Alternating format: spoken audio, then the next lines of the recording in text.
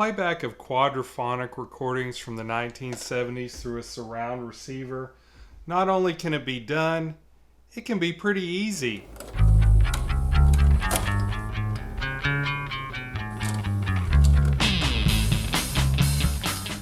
It's possible to play back quadraphonic recordings through devices with discrete audio outputs, such as this Panasonic 8-track player or a 4-channel reel-to-reel deck. This video does not apply to matrix-encoded quadraphonic sources such as LP records unless you have an outboard matrix decoder. This video applies to pre-HDMI surround receivers such as the Sony. Modern HDMI receivers have digital inputs only. Older surround receivers have analog multi-channel inputs. So this is what you want to use if you want to play this. In this video, I'm going to show two methods of hooking up quadraphonic sources. The first is rather easy.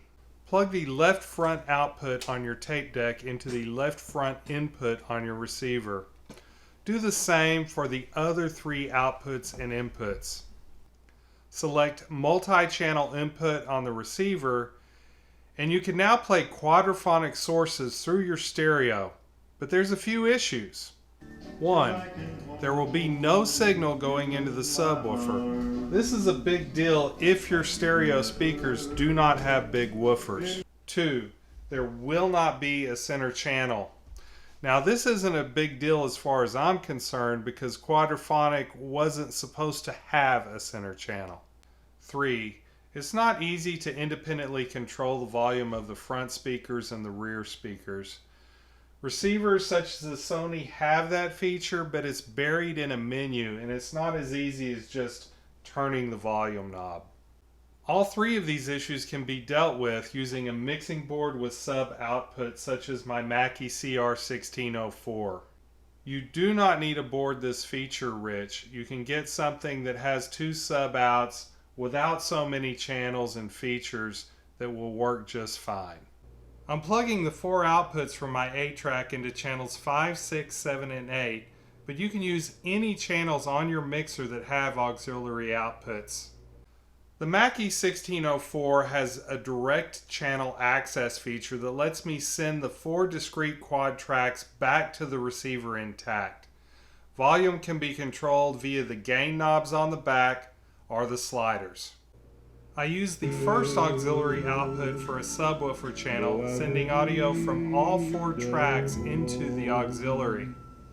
I plug this auxiliary into the subwoofer input in the back of the receiver. I use the second auxiliary output for a center channel. I mix the front left and front right channels and leave the rear channels out of this auxiliary.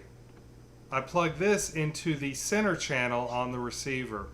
I set the volume on this mix pretty low, otherwise it will adversely affect the stereo separation of the front left and right channels.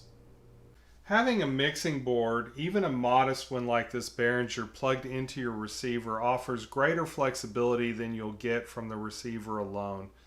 So even if you're not messing with quad and you want to be able to do more with the stereo input, you might consider getting something like this to plug into your receiver.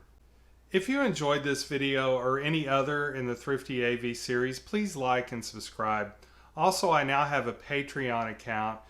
Any small pledge would be appreciated and help keep ThriftyAV going. Thank you very much.